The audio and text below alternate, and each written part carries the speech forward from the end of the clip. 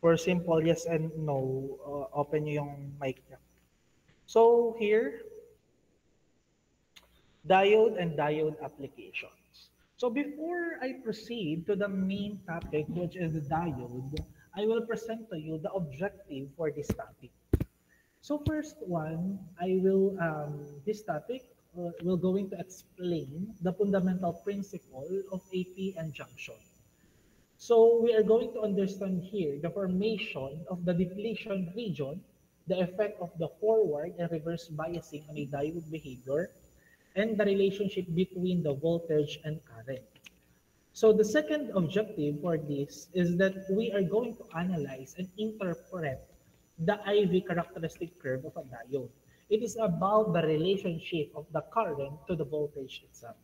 So the students will learn to identify the key regions of the curve, such as the forward bias region, the breakdown region, and the knee voltage. So also known as the cut-in voltage.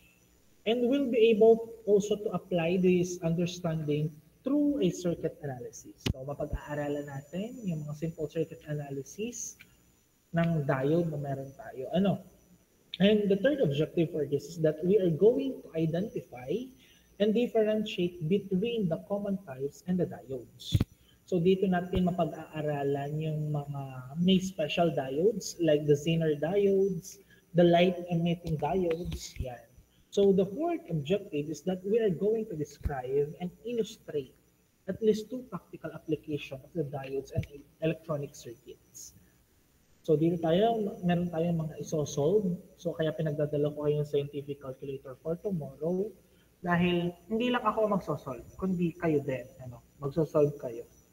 So students will be able to explain how diodes are used in circuits like rectifiers, yung pag-convert natin ng AC to DC, the voltage regulators, and in logic gates. So this objective connects the theoretical behavior of diodes to real-world application. So pag-aralan din natin kung saan din ba ginagamit itong diode sa ating everyday life. So here, diode. Diode is an electrical component that allows the flow of current in only one direction. From the word diode class, di means two. Ode means electrodes. So in a simple word, two electrodes. What are those? We have the anode and the cathode. Alam niyo ba class yung anode? Yung anode class, yun yung pag may baha. So na-anode tayo. Ganon. So, just kidding now. So anode is the positive one and the cathode is the negative one. Since we are talking about the diode, let's take a few more information about the PN junction. So pag sinabi natin class na PN junction, meron siya pinagdugtong siya ng P-type and the N-type. No. Wherein doon yung anode and then doon rin yung cathode. So the P-type is the anode one and the N-type is the cathode one. So pag pinagdugtong natin sila or pinagsama natin siya, yun yung diode. So diode in a simple analogy class na sinasabing one direction, simple analogy is that the door analogy. Kung alam niyo yung door analogy class, na may bisagra. So pagpapasok tayong class, the signal or tayo at yung ating sarili, makakapasok tayo. Pero hindi tayo makakabalik because may bisagra. Hindi natin kayang itulak pabalik. So ganun yung analogy ng diode. One way lang ang flow ng current. So in terms na sa PN junction, pag pinagsama natin yung P-type at N-type, through the recombination or the diffusion, may mabubuo tayong PN junction. So, mapag-aaralan natin dyan in a latter part, pero in a simple description, ang PN junction class is a fundamental building block ng many semiconductor devices. So, ang pinaka notable na semiconductor, na diode rather, is the semiconductor diode. So it formed within a single crystal of semiconductor material like silicon or germanium. So where one side is dope. Pag sinabing dope class, we are adding impurities. with p-type impurities creating an excess of holes. And the other side is that it is doped rin with n-type impurities, creating an excess of electrons. So yun yung p-n junction. So sa p-n junction, we have the p-type and the n-type. So isa lang yung junction na yon dahil pinagdugtong natin. Ano naman tawag class kapag tatlo na, PNP or NPN? Diyan papasok yung next na topic natin, which is the transistor, the BJT and the FET, the bipolar junction transistor and the field effect transistor. So two junction naman yon. Anong ginagawa class nun? They are amplifying the signal.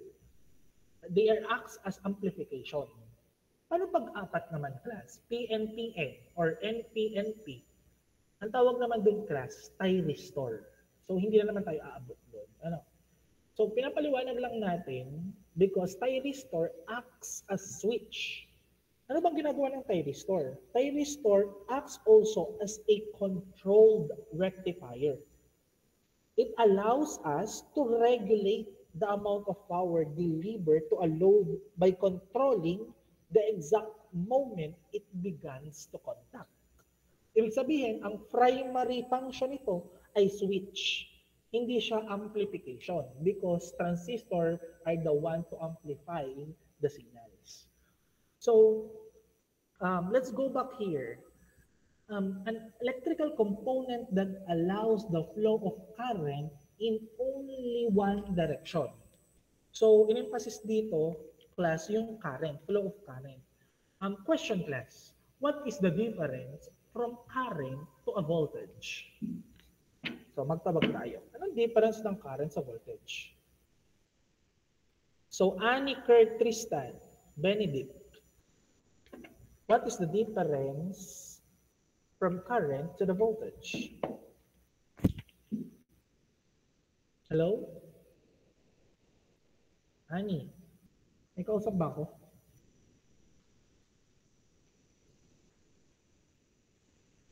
Hello, class?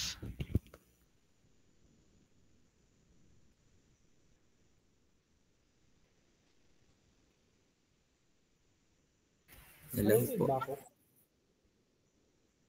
Yes po. Akala ko nawala ako. Annie, ano, bakit? Go, Annie. Annie Tristan, Kurt Tristan. Dito ba yun? Di ba dito yun? Sir, sorry po. Kaka-join ko lang po ulit. Tapos nawawala po internet. Go, proceed. What is the difference from current to the voltage? Po ulit ang question. What is the difference from Sir, current? sir, pwede ko pong paulit. Hello, naririnig ba ako ng iba? Sir, sorry po, choppy po. Wala po kasing internet dito sa amin. Ako po yung naka-data lang. So ito bunso, hihimayin ko. Ano ang pagkakaiba ng kuryente sa voltahe?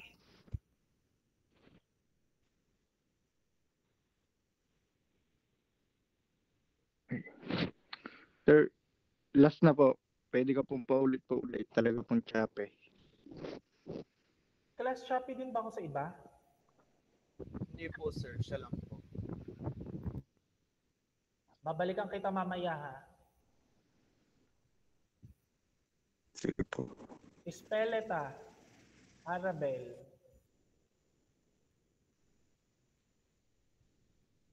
Sir, based po sa background knowledge ko, yung current po is yun po yung mismong charge.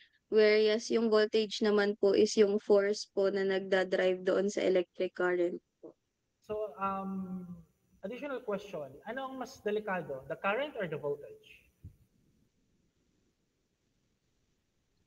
I think yung voltage po, kasi yung pong lakas niya is yung pong lakas you ng current sure? is nagdedepende po sa voltage. Okay, so let's call someone also to verify your answer. Hernandez Paulo. Hello po, sir. Go. Sir, ang ano po, ang tanong nga po yung kung ano yung po. Ano muna ang difference, Bunso? Kumbaga po, nabasa ko lang po yung sabi po para daw pong kung sa ilog daw po, ay sa pipe daw po. Yung voltage daw po yung pressure, tapos yung kung gaano daw po karami yung nagpo-flow, yun daw po yung current. Aba nga naman.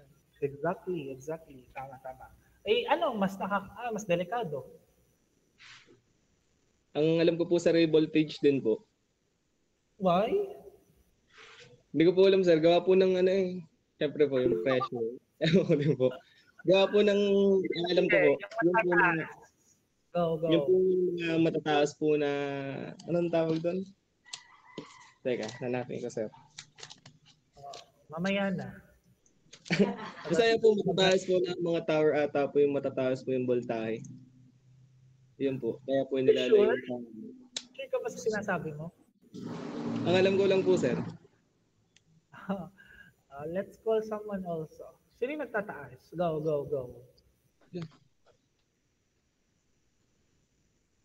Hindi ko kayo nakikita eh. Sino ba yung tataas? Go, Josh Macho Domingo. Ang dami. Sir, yung po, yung pagkakaintindi ko po, kumbaga po parang sabi po ni Paulo, yung kunwari po isa nakakonekta sa faucet sabay hose. Yung pressure po, yung voltage, sabay yung parang tubig po, yung current. Gets ko na. So, direct na tayo sa pinaka-question. Ano mas delikado? Tingin ko rin po voltage kasi po, kung iisipin nyo po sa normal na faucet, na mahina yung pressure, kahit tamaan kayo ng tubig, hindi naman po masyado masakit. Pero pag tinamaan po kayo ng mataas na pressure, katulad po nung sa mga fire trucks, ganun, sakit nun. Ito ang question ko sa iyo, Josh Macho. Opo. Since you are saying that yung voltage, yun yung force na nagtutulak sa current para mag-flow, paano kapag kunyari ay ganito, mataas ang voltahe mo, pero wala namang flow ng current. Pwede yun. Diba? Wait lang. Ang sabi mo nga ay mas nakakamatay ang voltage. Opo. Ang nagdadirect at ang nadadama ng tao ay yung kuryente, hindi naman voltahe. So how do you say so na voltage ang kayang pumatay sa tao? Sir, depende po sa intensity po nung natatanggap po natin na kuryente. So are you saying na pagtaas ang voltahe, pagtaas yung kuryente? Sir, ulit po. So are you saying na pag tumaas yung voltahe, tataas din yung kuryente? Siguro po. Siguro. Exactly, tama yun. Pag tumaas ang voltahe at taas ang kuryente. Pero ang point dyan, class, ang dumadaloy sa katawan natin, hindi naman voltahe. Tapos nyari tayo na ground. Current.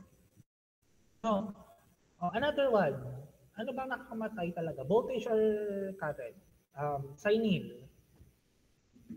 Ano po, feeling ko po kasi, nung gumagawa po kami ng research product, ang sabi po ng daddy ay mas, delikado daw po yung current kesa daw po sa voltage dahil yun daw po yung mismong flow ng electricity po. So, ibig po sabihin, kahit po mahina po yung voltage, magpo-flow pa rin po yung electricity. Doon pa rin po sa current, magbe-base po yun. Mahina man po o malakas yung voltage. Kasi po kahit po yung sa line, yung background, yun po. Exactly. Tama naman. Pero mali yung second nasagot, tama na mas delikado yung current compare sa voltage. Pero yung sabi niya na pag maliit ang voltage, yung current pa rin ay may dadaan. So, hindi. Mas kumbaga, yung may sumagot rin kanina, class, sa isang faucet, yung pipe carrying water, class, pwedeng nakasarado siya. Kumbaga, mataas yung force, yung voltage, pero walang gumagaang kuryente. Pwede yun. So, ang question ko kanina, ang nakakamatay, current. In a theoretical or conceptual based class, current is more delicate than the voltage. Because ito yung dumadaloy sa atin. Pero in a practical way class, delikado sila pareho. Bakit?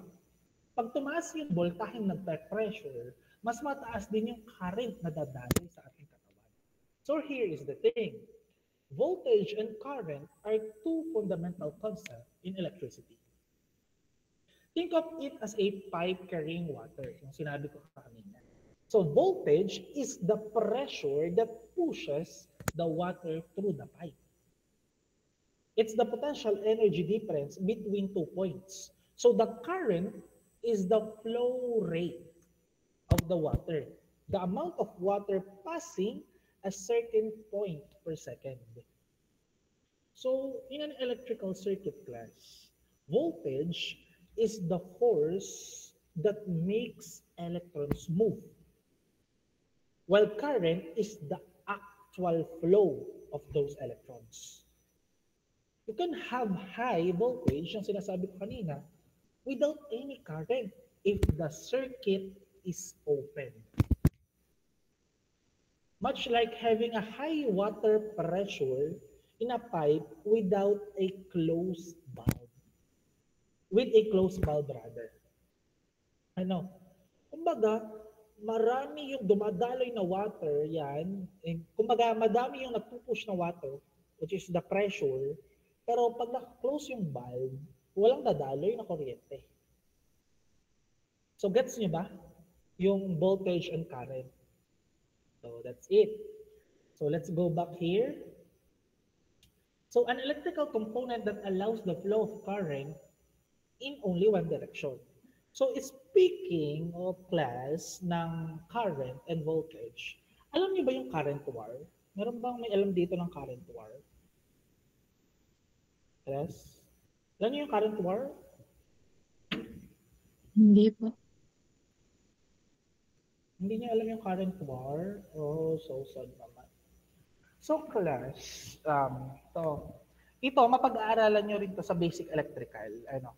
Kumbaga, introduction lang to para alam nyo kung ano yung DC at AC through the currents. So, noong unang panahon, here's the story class, the current wire. The two geniuses for the current wire. First one, si Thomas Edison. And the second one is Nikola Tesla. So, si Thomas Edison is my grandfather. And Nikola Tesla is my best friend at that time. Unfortunately, namatay sila ng maaga. Ako na lang yung natira. Ganon. So, Thomas Edison is known for his discovery about the bulb. So, alam niyo ba yung bulb? Tumingin sa kisame. Wow, bumbilya. Yeah. Thomas Edison is known for his discovery about the bulb. So, next, but before he discovered the bulb, he discovered the phonograph. Ano yung phonograph? It is a recorder, a special recorder that can record also in a backward. Kumbaga, kaya niya mag-play in a backward. Ano? Ganun kagaling yung phonograph at that time. So, since sikat si Thomas Edison because of his bulb, Thomas Edison known for his invention, which is the bulb, but before, yun nga, in-invent niya yung bulb, ang first invention niya is phonograph. And yung phonograph na yun yung best invention niya at that time. At tinawag siyang isang wizard because of that invention. And nung medyo tumanda na siya, nagtayo siya ng isang company. Nung sumikat siya, nagtayo siya ng company which is the Continental Edison Company. So naggawa sila ng mga practical and affordable light bulb. And hindi lang doon, yung company niya also nag-aano ng DC power plant. And si Nikola Tesla at that time ay nagwo-work sa company ni Lolo. Wow! Ng aking lolo. Wow! At that time, nagwo-work si Nikola Tesla. And Nikola Tesla also is a genius one. Why? He discovered, bago pa siya mag-work sa Continental Edison Company, meron siyang discovery that time, which is the rotating magnetic field. Itong magnetic field na ito, class, ito yung nag-introduce ng AC induction motor. Pero mapapaliwanag natin yon later kung paano na-introduce yung AC induction motor. So yung rotating magnetic field na diniscover ni Nikola Tesla is that it is a constant magnitude but continuously changing the direction in a rotational manner. So, nagtatrabaho na si Nikola Tesla. So, si Thomas Edison at that time, nagpo-provide ng DC power plant sa mga bahay-bahay, kumbaga yung para magkaroon ng kuryente sa bahay-bahay, yan. And may nalaman si Thomas Edison na meron siyang empleyado na napakatalino daw. So hinanap niya to, pag-alaman niya na ito si Nikola Tesla. So Nikola Tesla, naging apprentice ni Thomas Edison, yung aking kaibigan, si Nikola Tesla. Naging kaibigan niya. Naging apprenticeship niya. So, nung nagkaroon siya nila ng communication, ng relationship, may problem kasi yung DC power plant ni Thomas Edison. Yes, it is cheap, no? It is expensive rather. It is expensive because ang problem is yung range.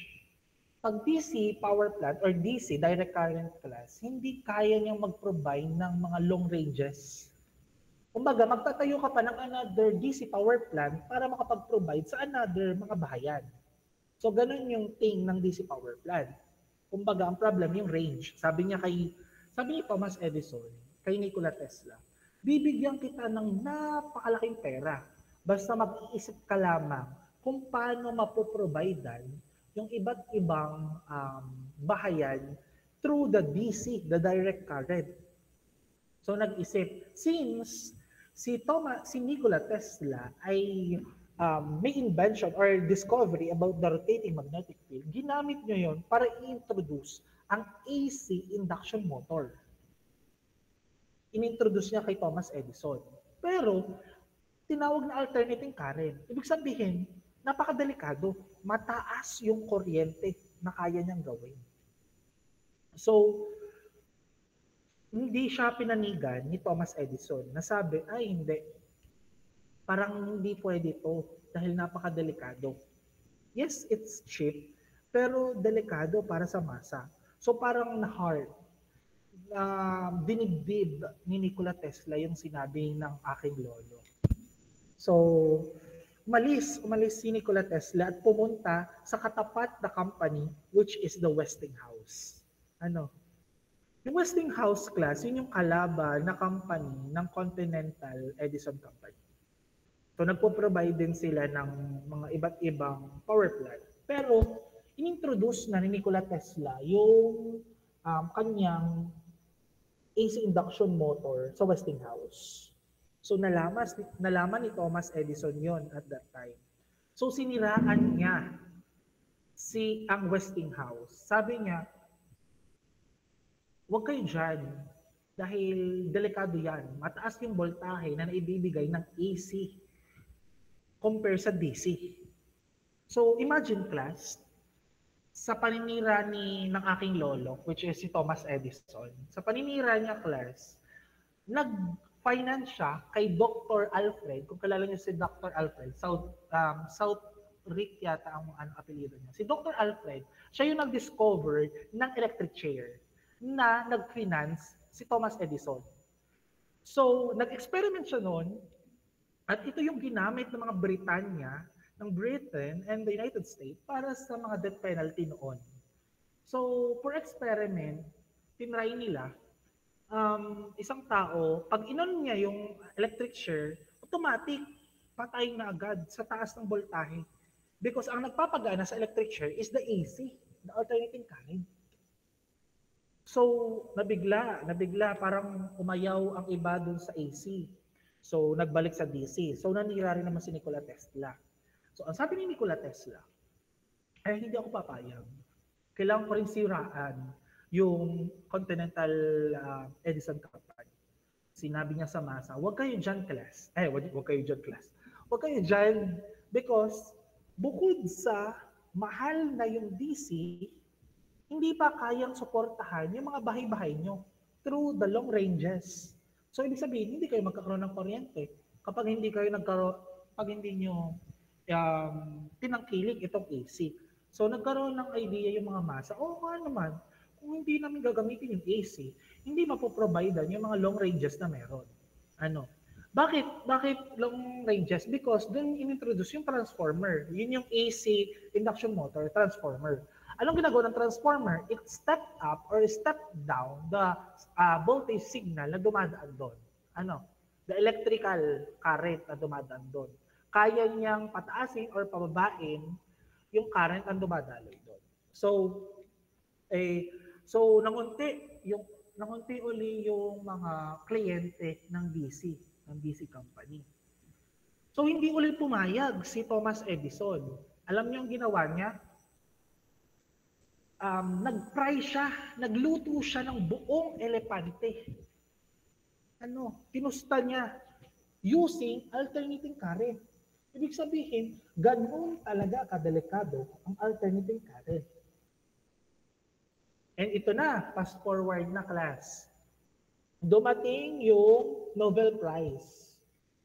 Hindi alam, naglalaban sila, hindi alam kung sino ba magiging Nobel Prize awardee, kung ang DC or yung AC. So pinaliwanag ni Nikola Tesla yung about sa transformer.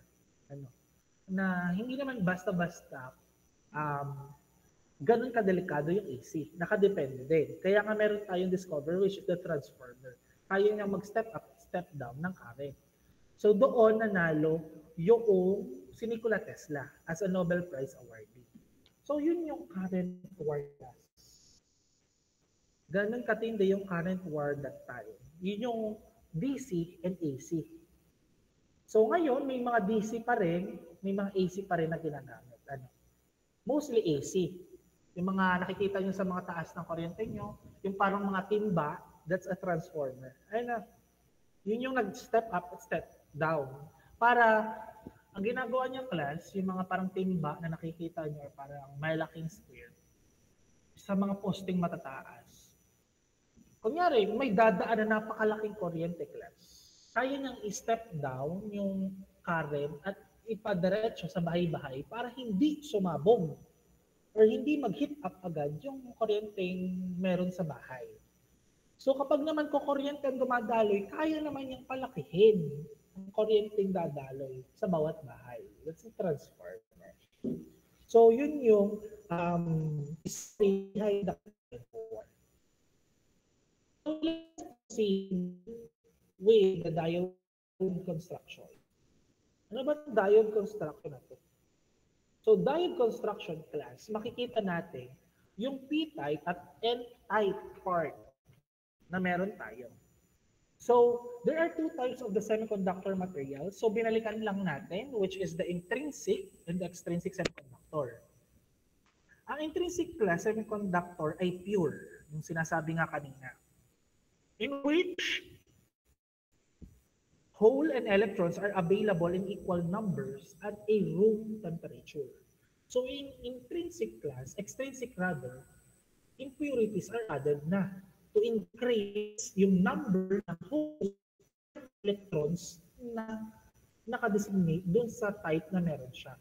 So these impurities are yung tinatawag na trivalent and the pentavalent. A semiconductor diode has two layers. Makikita natin dyan, we have the P-type semiconductor layer, and the second layer is made up of N-type semiconductor layer. So if we add trivalent impurities in silicon or germanium, a great number ng holes are present, and it is positive charge. Kaya kaya maraming dyan. And this layer is known as the P-type layer. If we add naman the impurities in silicon or germanium, a greater number of electrons are present. It is a negatively charged. Some part. Dun sa pentavalent impurities na. Apo. Okay. Kumbaga, class, dun sa pentavalent impurities, kapag mag-add tayo, if we add the pentavalent impurities in a silicon or germanium, a greater number of electrons na nakikita natin na present diyan ay negatively charged. Hence, this layer is known as the n-type layer. So the diode is formed by joining both the n-type and the p-type na nakikita natin together. This device is the combination of the p-type and n-type semiconductor is also known as the p-n junction diode. Pag pinagdugtong natin, p-n junction. Ano? A junction is formed between the p-type and n-type. Junction is known as the p-n junction. So a diode has two terminals. One terminal is taken from the p-type layer and known as the union. The second terminal is taken from the n-type material is also known as the cathode, which is the negative. So, ano ba yung depletion region? Bakit meron dyan? So, yung depletion region, yun yung process na nagkakaroon sa gitna. Is an area within a semiconductor material, typically at the junction of a p-type and n-type material that is depleted. Ano yung nadideplete? Nadideplete doon yung mobile charge carriers na meron.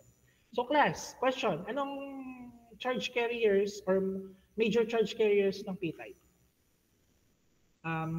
Maria, Celine, ano ang major charge carrier ng p-type? Celine. Hello? Okay po.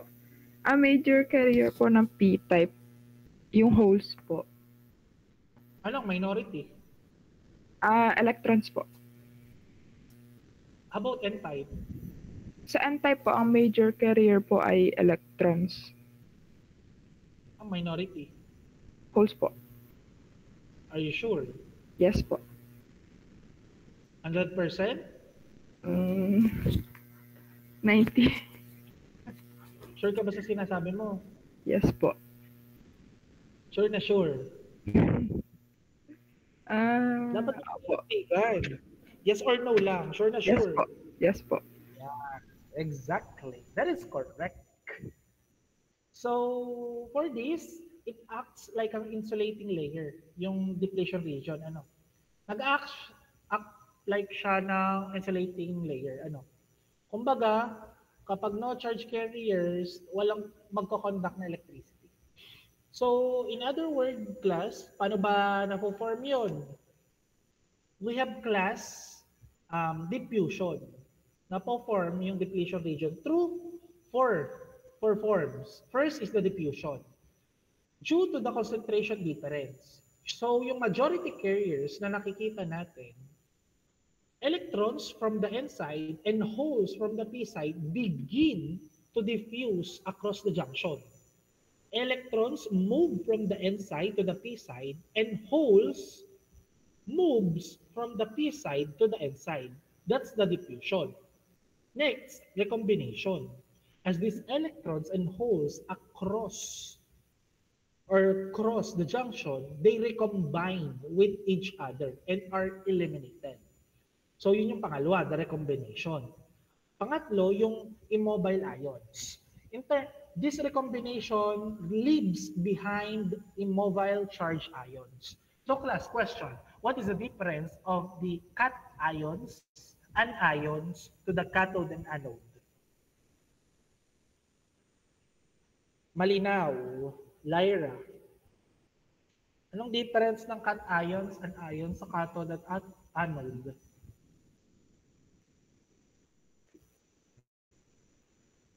Hello? Ang cation po at anion ay positive. Ang cation po ay positive at ang anion po ay negative. Ang anode po ay positive, ang cathode po ay negative. So, ano yung difference? Yun lang, yung sign. Yung charge po nila. Are you sure? Yes po. Word. Tawag pa tayo another one. Umali Karil. Okay po. So, ang difference po ng cations and anions sa cathode and anode po is yung cations and anions po ay ions basically. Tapos yung cathode nga po and anode ay electrons, which means po na yung yung nauna ko pong mga binanggit, yung ions or charged particles wherein yun naman pong cathode and anode ay doon po napunta yung ions sa isa pong circuit. So, yun lang po. Basically, ang cations and anions po ay yung charges mismo, while yung cathode and anode po ay like yung saan po nangyayari yung reactions. Okay, correct. So, yun nga, sabi rin kanina nung sumagot, cations is positive. So, nung nag-aaral ako, ang pusative, cat, Tagalog ng cat, pusa. So, doon namin, ang cations positive. So, positive siya. So, gano'n lang. So, an ions, negative. So, kabaliktaran naman siya ng anode at cathode. So, since, let's continue sa mobile ions. Yun yung pangatlong forms ng how depletion region or the depletion region nagkakaroon ng mobile ions is dun sa inside class, ang atoms naglo-loss siya ng electrons because charged ions. The physical atoms na nag-gain ng electrons become negatively charged ions. So that is the field. So, Sir, chocolate po ulit. Part, electric field.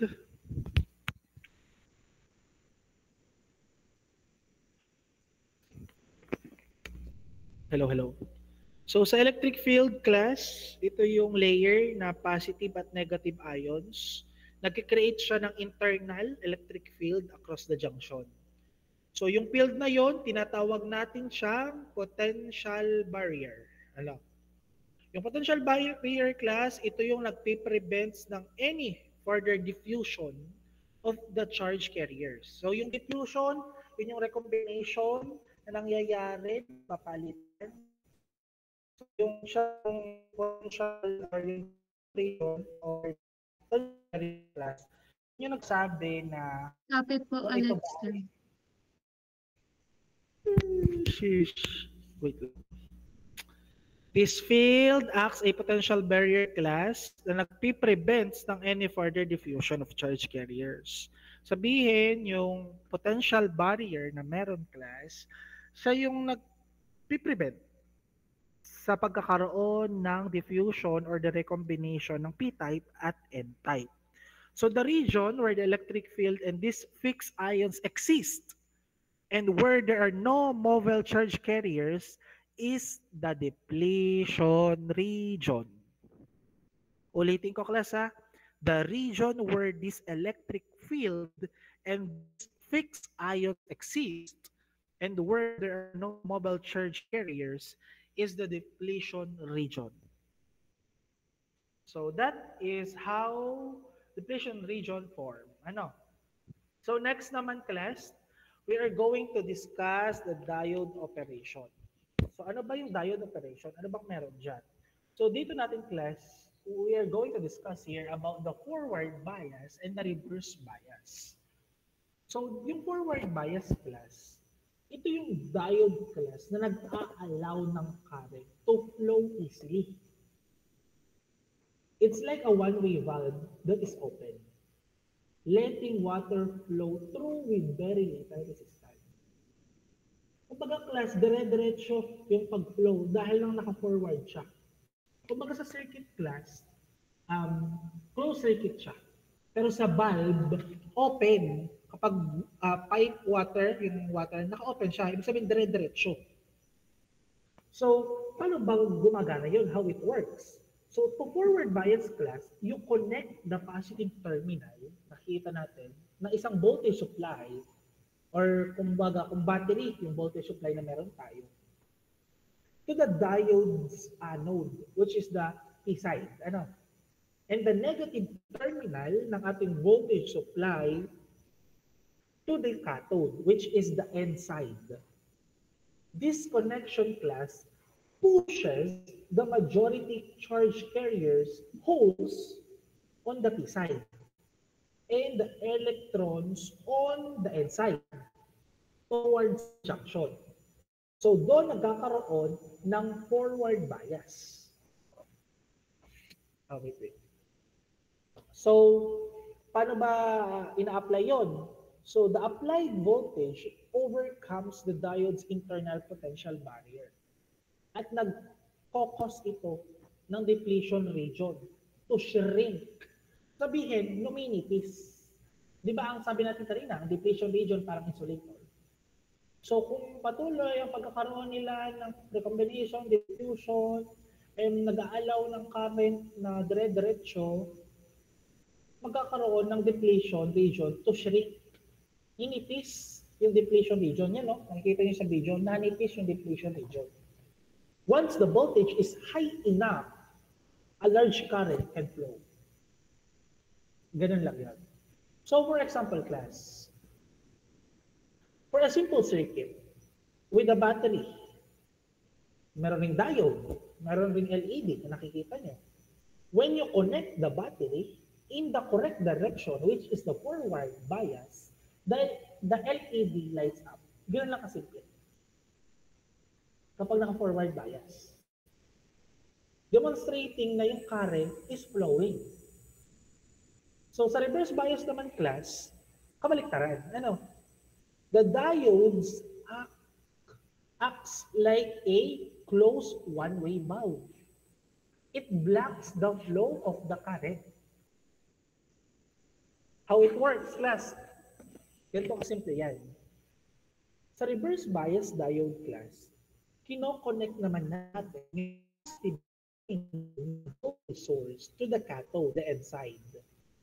And the negative terminal, the anode, which is the P side.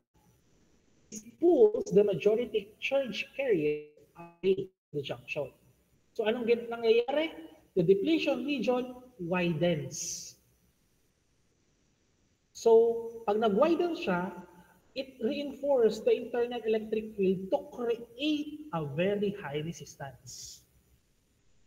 So kapag mataas yung resistance, magpiprevent naman to ng current flowing. So in other way, class, the same circuit na discuss natin kanina, kapag naka-reverse siya, the LED will not light up, which shows that the diode is blocking the current. Just a closed bulb. Ganon. Yun yung difference between forward bias and reverse bias. But that, sabi natin kanina, Sir, chopper na naman po kayo. Some part. Sasabi natin po kanina. Okay. So here is the catch class for the reverse bias. Sabi natin, walang magpo-flow na current. Pero in a practical way, meron. Ito yung gusto natin eh, lalo sa exam. Ano to? Tinatawag tong leakage. Pero sa kuryente, ang tawag dito, leakage current. Kung sa exam, gusto natin to leakage. Yun, gusto, leakage. Pero, sa reverse bias class, may tinatawag tayong leakage current. Ito class, even in a reverse bias, a tiny amount of current still flows. This is called the leakage current or the reverse saturation current. Paano ito gumagana, class?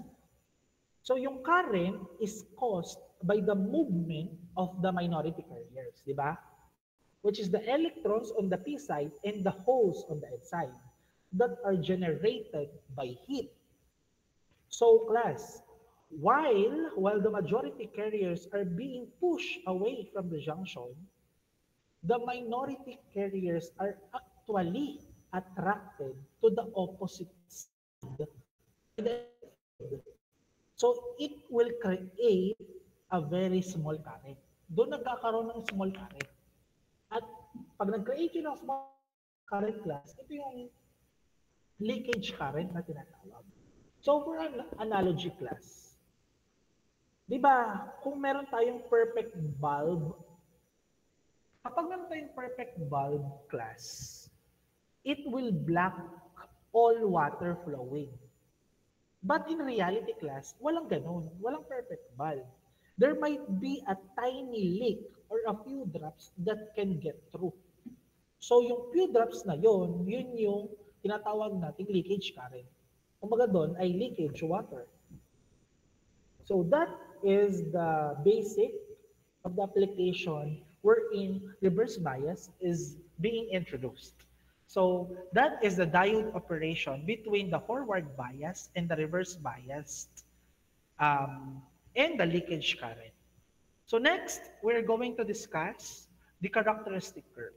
So parang discussion lang rin to ng forward bias and reverse bias. So ito lang class is naka-identify or naka-intertwine sa ating voltage and current relationship. So here is the description for that. So kapag sinabi natin forward bias region class, ito yung nakikita natin. Yan nakikita niyo class, yung right side, yung pataas. May pataas. So this area of the graph class, both voltage and current are positive. This is the one-way nature of the field. So class, when you apply a small positive voltage, the current is very small. The diode is essentially off. However, class, once the voltage reaches a certain threshold, so may makikita dyan threshold voltage or tinatawag natin barrier potential or knee voltage, kapag na-reach na natin yung threshold voltage class, the current begins to increase exponentially for a very small increase in voltage. So kapag na-reach na natin yon, kapag may dumaan na kuryente, malaki rin yung dadaan na voltahe. So yun yung lang naisabihin. So hindi mag-on yung diode. Kumbaga, kailangan yung ma-reach yun, yung threshold voltage. So for example class, a silicon diode. The knee voltage is approximately 0.7 sa silicon. So sa germanium, meron tayong 0.7. So the voltage required to overcome the built-in potential barrier of the p-n junction is the 0.7 voltage. So here is some analogy class. Kapag tayo ay magpupush ng heavy door, you need to apply a certain amount of force, which is the voltage, before it will open and let things through, which is yun yung current. Ganon siya. So, ganon yung characteristic curve with dun sa forward bias region. So, next one, sa reverse bias region. Ano ba meron sa reverse bias region? So, ito yung left side. Yun yung medyo bumaba. Hindi yung avalanche breakdown na class. Yung bumaba ng konti. Yung tinatawag rin natin reverse saturation current. So sa reverse bias region class, ito yung graph wherein the voltage is negative and the current is nearly zero. So in this region class, the diode is acting like an open switch. Sabihin, even as you increase the negative voltage, the current remains incredibly small. So this is the leakage current that we discussed earlier. So it caused by the minority charge carrier. So for example, class, the current, nakikita natin, the current is almost flat along the voltage axis. It signifies, class, that the diode is blocking the flow. Here is the analogy, class. pag may one-way bulb tayo that is closed and sealed, the only flow is the leakage current. That's the reverse bias. So bakit breakdown region po? Breakdown region is the avalanche breakdown. Ano? So ito yung region na to wherein large negative voltage is applied. Sobrang taas na lang i-apply natin in a reverse bias. Kumbaga, nag-apply tayo ng napakalaking voltahe sa isang reverse bias. So kaya meron tayong large negative voltage. So when the reverse voltage class becomes extremely large and exceeds the breaking voltage, the diode fails and every large current suddenly flows in the reverse direction. So kapag napakalaki class, ang tendency nito pwede ring masira, uminit, sobra. So this is usually destructive for a standard diode. Pero class, kapag yun ay standard diode ang ginamit or yung mga semiconductor diode. Pero meron tayong tinatawag na ideal diode which is the Zener diode. So madidiscuss natin yun tomorrow. So Zener diode is intended for that which is designed to operate specifically in this region for voltage regulation. So that is designated or designed for the avalanche breakdown. So here's the analogy class para mas maintindihan niyo yung breakdown region. Meron tayong one-way valve can be used again. Ano? Pwede natin gamitin. Again yung one-way valve. Imagine, meron kang one-way valve. If you apply too much pressure in the wrong direction, kabaligtaran, the bulb breaks. Diba? Pag pinaikot mo ng pabaliktad or yung nag-apply ka ng so much pressure in the wrong direction, the bulb breaks. At yung massive amount ng water ay patuloy na tutulo. Hindi mapapatay. So, for most diodes, this breaks the device permanently. Hindi na kayang gawin pa. But, the Zener diode, it is intended for this mode of operation.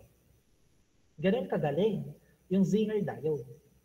Kaya niya yung kahit gaano kalaking negative voltage na i-apply sa kanya.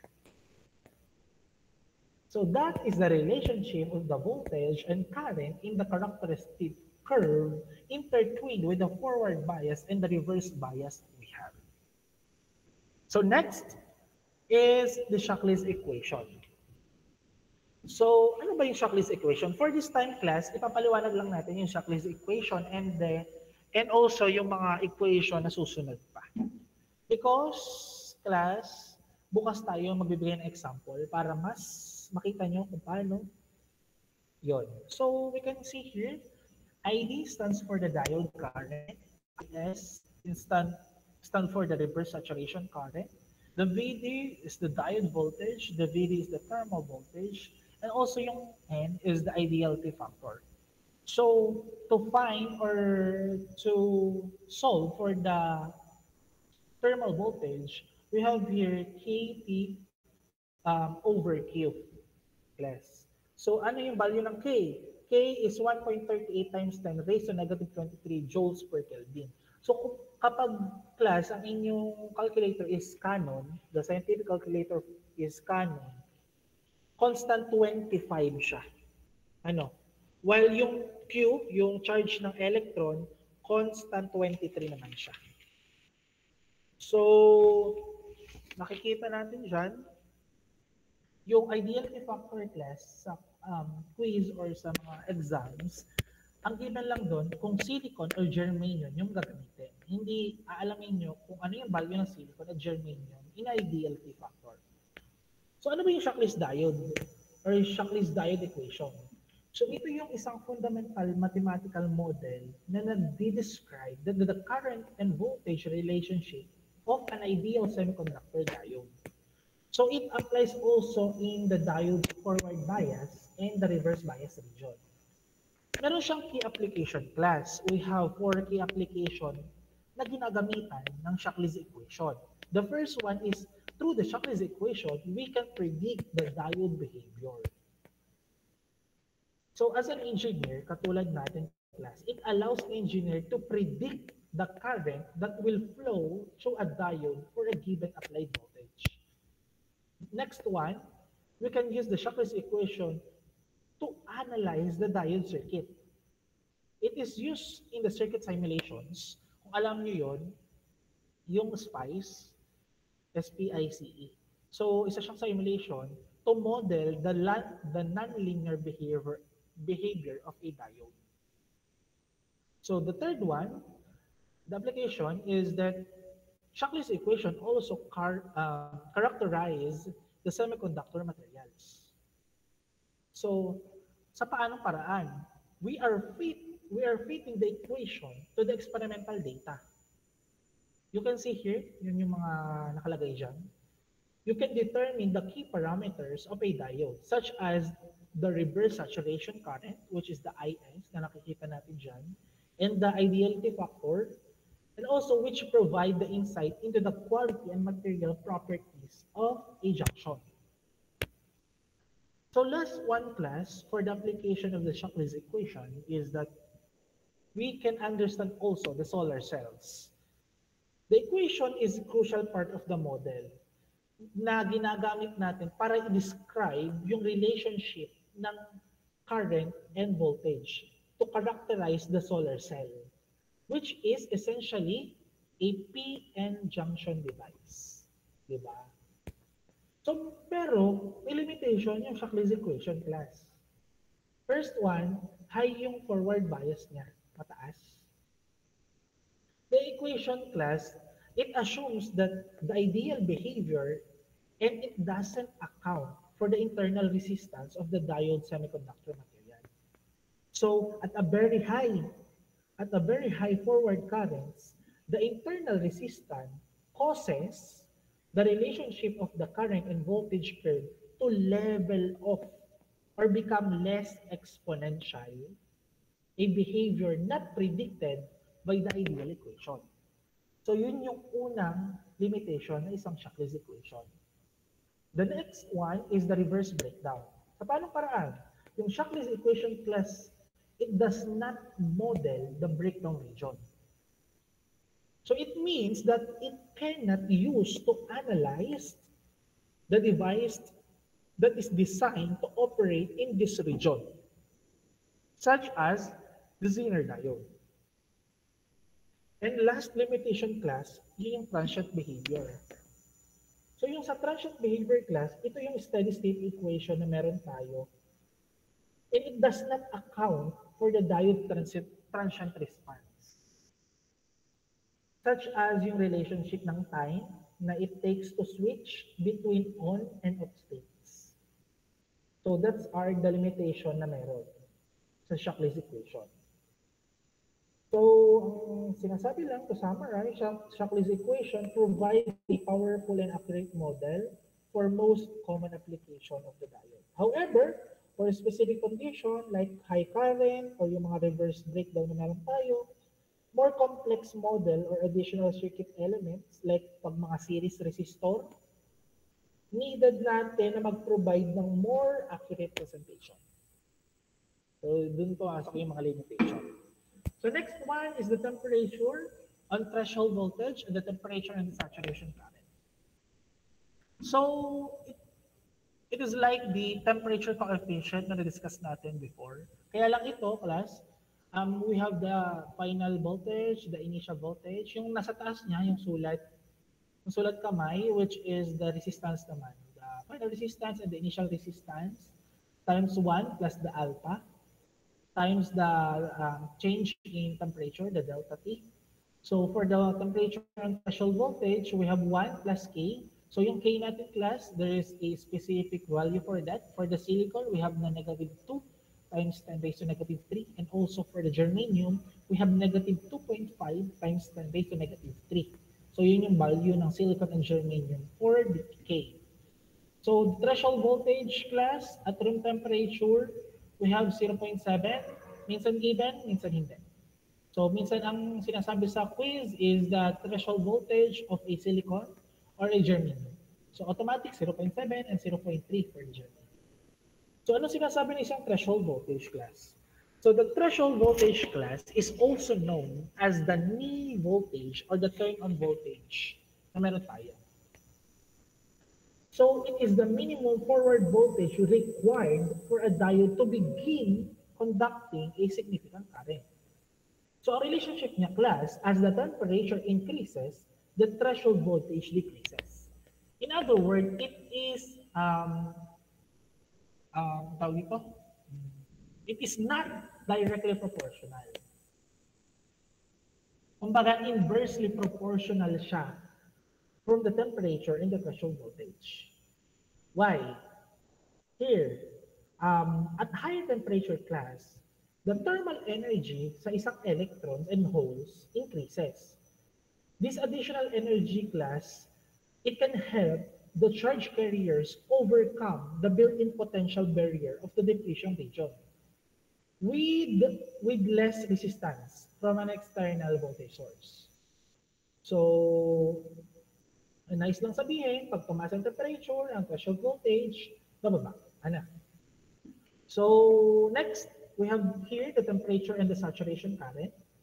Sinasabi dito class, ang saturation current doubles every 10 degrees Celsius. So, if I have here at 30 degrees Celsius, if I double every 10 degrees, so mag-add ako ng 10, so magiging 40, so yung aking saturation current, magdo-double naman siya. Kapag nag-add uli ako ng another 10 class, magdo-double uli yung saturation current. Ito lang yung naisabihin ng temperature and saturation current. It means that the saturation current, or the also known as reverse saturation current, yung sinabi natin kanina, is the very small current that flows when the diode is reverse biased. So it is measure of the minority carriers in the device. Ang relationship naman niya class, as the temperature increases, the saturation current increases exponentially. So it's proportional to each other. So why it is happen? So ang saturation current class is heavily dependent sa number ng thermally generated electron hole pairs. So as temperature rises, more electron hole pairs are created. So it increased the number of the minority carriers available to cross the junction. So yung effect nito class, in a practical way, the saturation current approximately doubles for every 10 degrees Celsius. Yan yung nakikita natin sa screen. So its exponentially increase is the main reason why the diode's characteristics are sensitive to temperature. So ito yung reason rin also, yung diode's forward current increases significantly for a given forward voltage as temperature rises. So pag tumaas yung temperature, ang saturation current tataas din. We have here the IS, the final current saturation equals the initial times 2 raised to the delta T, which is the changes in temperature over the 10 degrees Celsius. So papakatandaan class yung ating mga equation na meron dyan because magsasolve tayo tomorrow ng mga different questions or problem regarding sa ating Shockley's equation, temperature and threshold voltage, and temperature and saturation current. So class, pakidala bukas na, dito ko puputulin yung yung discussion natin. So class, ang di-discuss natin tomorrow, yung diode model, may computation rin dyan, the practical diode, the piecewise linear model. Sa diode circuit naman, di-discuss natin class dito yung clippers, clampers, and also yung rectifier. And also, we have here the special diode, the light emitting diode, and the Zener diode na diniscuss natin kanina. And application, kung saan natin ginagamit yung diode. So bukas natin. So pakidala class ng scientific calculator para sa inyong computation. So I think we are done here. So sana meron kayong natutunan ngayong araw. Kung wala ay hindi ko na problem yun. Joke. So sana may intindihan kayo. Because kung hindi nyo naintindihan yung diode, kung hindi nyo naintindihan yung semiconductor, hindi nyo maintindihan yung diode. Pag hindi nyo naintindihan class yung diode, hindi nyo maintindihan yung sunod na topic, which is the transistor. Tatlo na kasi siya. Dalawang junction na siya. PNP na siya. Or NPN. Kumbaga ang diode, dalawa pa lang eh. NP pa lang. Di ba? So, pero hindi naman tayo dadating sa transistor. Sa thyristor. So that, I think, goods na tayo dito. So, tuloy na lang natin discussion tomorrow for the ideal diodes. The diode construction, the special diodes, and the different diodes used. So, thank you class. Tatry kong i-upload yung PPT today para may mabasa kayo. And mag-advance study rin kayo. So, laging naka-ready ang ating index card para laging masaya ang klase. So, class, thank you so much for your time. Tomorrow, ulit, Thank you, thank you. Thank you po. Thank you po. Sir. Thank you po. Thank you po.